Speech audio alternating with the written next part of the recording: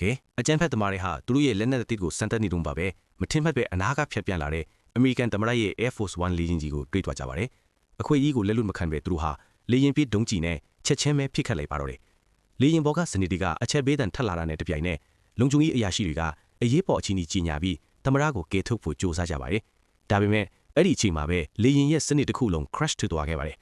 အဖွဲ့ခေါင်းဆောင်ကတော့အခြေအနေကိုမြန်မြန်ဆန်ဆန်တောင့်ပြန်တဲ့အနေနဲ့သမ္မတကိုအရေးပေါ်ကယ်ဆယ်ရေးတောင်ကက်ပဆူးထဲထည့်ပြီးလေယာဉ်ပေါ်ကနေချလိုက်ပါတယ်ဒါပေမဲ့ဒီနေရာမှာတင်မထင်မှတ်ထားတဲ့အလှည့်အပေါင်းတစ်ခုဖြစ်လာပါတယ်အဖွဲ့ခေါင်းဆောင်ဟာသမ္မတရဲ့တတ်တော်ဆောင်ကိုပြစ်တက်လိုက်ပြီးသူဟာတစ္ဆာဖောက်တစ်ယောက်ဖြစ်ကြောင်းပြလိုက်ပါတယ်သူကိုယ်တိုင်လည်းလေထီးနဲ့ခုန်ချပြီးသမ္မတကိုလိုက်တက်ဖို့ပြင်ဆင်ပါတော့တယ်တစ်ဖက်မှာလည်းဒုံးကြီးကြောင့်လေယာဉ်တွေအားလုံးပျက်စီးသွားပြီးသမ္မတပျောက်ဆုံးနေတာကြောင့်ပန်တကွန်စစ်ချာနာချုပ်ကတက်လက်နဲ့ရှားပုံတောင်ဖွင့်ရပါတော့တယ်တစ္ဆာဖောက်အဖွဲ့ခေါင်းဆောင်နဲ့မာဖီးယားဂိုင်းသားတွေဟာသမ္မတရှိမဲ့ကယ်ဆယ်ရေးတောင်စီကိုရောက်သွားခဲ့ပေမဲ့အထဲမှာသမ္မတမရှိတော့တာကိုတွေ့လိုက်ရလို့အားလုံးအံ့ဩသွားကြပါတယ်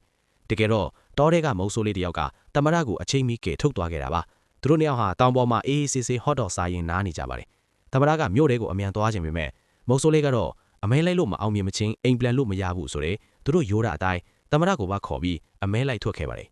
လမ်းမှာသူတို့ဟာရေခဲတကြတစ်လုံးနဲ့စားတစောင်းကိုတွေ့ခဲ့ပါတယ်အဲ့ဒါကတော့ကောင်လေးရဲ့အဖေကသူ့မွေးနေ့အတွက်လက်ဆောင်ပေးထားတဲ့သမင်ကောင်ပါဒါပေမဲ့ကောင်လေးကတော့သူ့ကိုယ်တိုင်အမဲလိုက်ချင်တာကြောင့်တိတ်မပြော့ရှာပါဘူးသမ္မတကလည်းသူ့ရဲ့တစိ့ကိုကောင်လေးကိုပေးပြီးမင်းဟာအမေရိကန်သမ္မတကိုကယ်ခဲ့တဲ့သူပဲဒါဟာတကယ်ကိုဂုဏ်ယူစရာပဲဆိုပြီးအားပေးခဲ့ပါတယ်အဲ့ဒီချိန်မှာပဲတစ္ဆာဖောက်အဖွဲ့ခေါင်းဆောင်ရောက်လာပါတော့တယ်သမ္မတကတနက်နဲ့ပြန်ပြစ်ဖို့ကြိုးစားပေမဲ့အလုံးမလွတ်ခဲ့ပါဘူးတစ္ဆာဖောက်ကသမ္မတစီကတနက်ကိုလူယူပြီးကောင်းကင်ပေါ်ပစ်ပြလိုက်တဲ့အခါမှာတနက်ကအကောင်းကြီးဖြစ်နေမှသမ္မတတိလိုက်ရပါတယ်သူကသမ္မတကိုတတ်ဖို့ထက်ဖမ်းဆီးဖို့ပဲရည်ရွယ်ထားတာပါနောက်ဆုံးမှာတော့ကြောက်ဆောင်နောက်မှာပုံနေတဲ့မုတ်ဆိုးလေးရဲ့မျက်စိရှိမှတင်တစ္ဆာဖောက်ဟာသမ္မတကိုရေခဲတက်တာထဲထည့်ပြီးပိတ်လောင်လိုက်ပါတော့တယ်ဗျာ